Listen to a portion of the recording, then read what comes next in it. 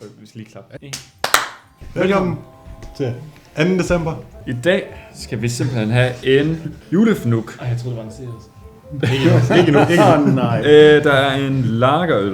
Det er en blanding mellem julebryg og porter. Så det er en af de mørkere. Nej. Det kan vi godt lide. Nej.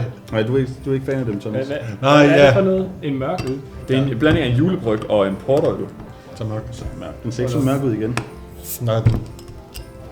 Det finder vi ud af. Skud de her. Måske skulle vi have gjort det, ja. Den smager fandme godt. Sådan en rimelig uhygienisk. Den smager Nej, jeg skal af ikke sådan dem. porter. Så kan vi drikke dem samtidig. Ja, det gør den. Mm. Den smager godt nok af rugbrød. Hvor mange øl tror du drukket i år, Mathias?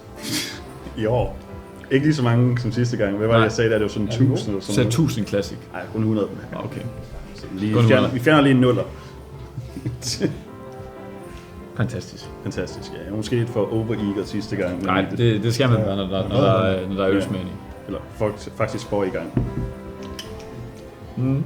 Den er bedre end den der. Jeg synes, det er en klar etter. Ja, den er bedre end den der meget. Den er fandme god.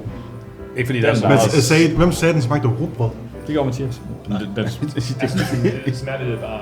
Altså, Den smager af porter. Altså, den dufter sådan lidt anderledes, end det den smager af. Jeg ved, Det er sådan, hvis man kan lide dufter smagen af porter, men det er ikke det der faktum med, at det er sådan aske, basically. Så er det der en god en, fordi Nå ja, den har, din yndlingsmag, Jule. Aske. det er askebær. Ja, det ved jeg. Ja. Jeg håber, der kommer nogle senere. Det håber jeg ikke. Der er jo ikke så meget at sammenligne, så altså, jeg synes helt klart, hvid. Ja, Top 2. Tisted brugt. fedt. Klar vinder indtil videre. Ja. Hvad med dig, Daniel? Hvor mange øl har du drukket i år indtil videre? nok 500... 350 stykker. 350. Ja. Hvad med dig? Du har jo logget det. Ja. Hvor mange har du drukket? Jeg ved ikke lige, hvor mange jeg har i år. 500 forskellige. Men skal vi bare sige tak for i dag? Tak for i dag. Vi ses i morgen. Vi ses altså i morgen. Bye bye.